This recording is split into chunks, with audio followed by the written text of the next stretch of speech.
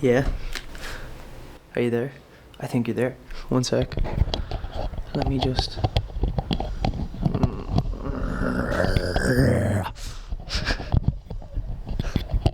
So, I'm working on the new Naturalist. This is great. It was great! Because I'm going through, like, the introduction of the book. A guidebook for the disillusioned. And it's beginning to concretize, coalesce around some sort of a coherent idea. Not that it was incoherent before, but I think it actually was incoherent before. And I just foolishly thought in my own mind, yeah, I know exactly what I want to say. But I didn't. Let me play a sad song for you on the world's smallest violin. But now, just committing myself every morning. This is amazing because, one sec. Yeah, that's much better. So, I think what's important to recognize, to realize, the new Naturalist is both a brand, but it's also like an ideal to strive for, separate from the brand. The new Naturalist as this sort of idea of a new naturalist. Naturalists just being people who love nature.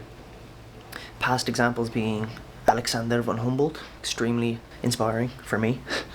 Darwin and Linnaeus. Linnaeus, who made the binomial naming system for species, genus, species, Homo sapiens. The new naturalist is somebody who derives inspiration from these past naturalists, but who also goes beyond what they were speaking to. So I think we have this idea of nature, thanks to the Romantics and the old school naturalists.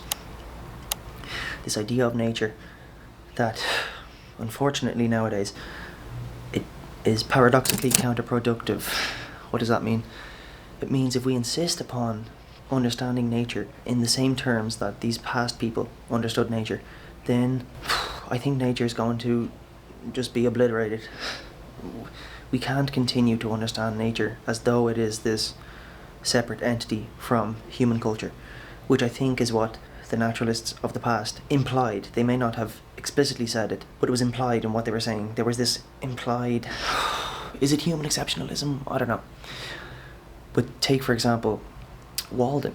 Yeah, Walden is a great book, read it. But Walden Pond is this idea of something separate from human culture that you can escape to.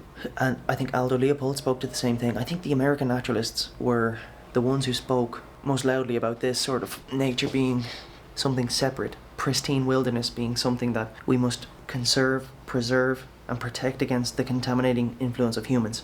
I'm fully on board with that.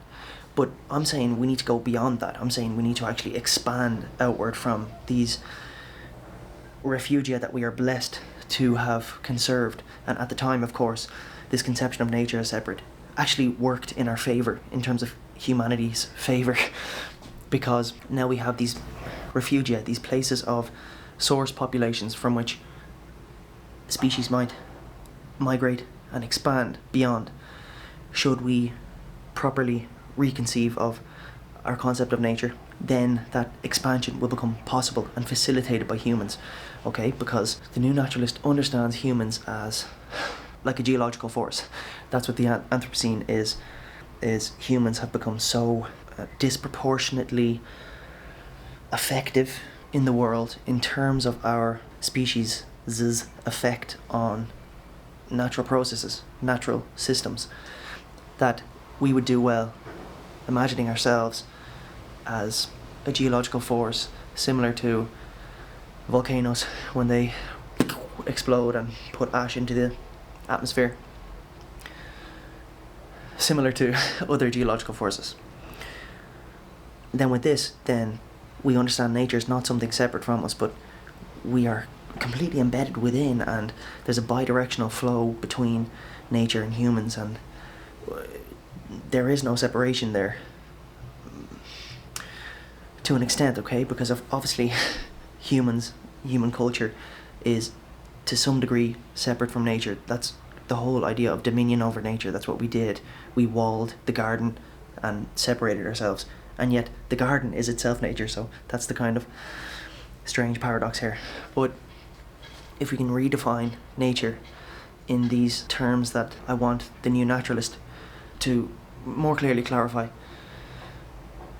Then that expansion of nature from these preserved, pristine wilderness areas will be facilitated by humans and will be baked into our policies and our governance of these places. So this is amazing. I look forward to developing this concept of the new naturalist, and I'm currently writing a book to expand upon these ideas, but the book to me is only a starting point. What's most important is to stay on the frontier, to stay, for example, on the internet, pushing, always considering like the competition and always staying sharp and attentive to the changes in the greater sphere of human activity and pushing, winning, because this is the most important fight of our lives, really. We need to mobilize action and recognize our time and place in history for what it is. We are on a self-terminating trajectory, and unless we young people can grab our balls and step up and say, all right, listen, I've had enough of this. This is not on. The global power structures that be, I'm sorry, you guys are done. And I'm not talking about destroying. I'm talking about creating.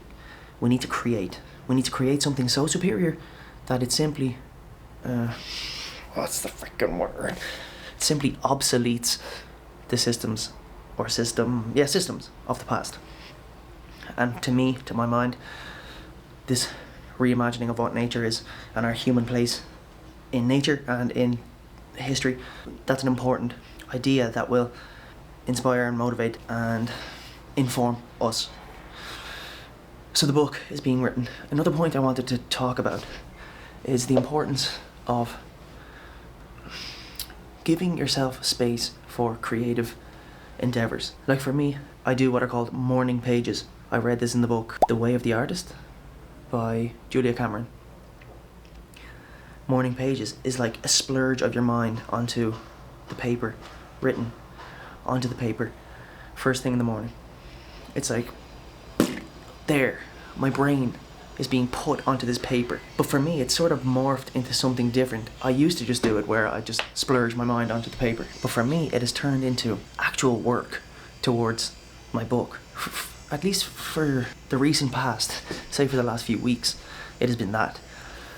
And it has been unbelievable. I've given myself that space to focus on this end goal, and that space allows for the process that has to take place to reach that end goal.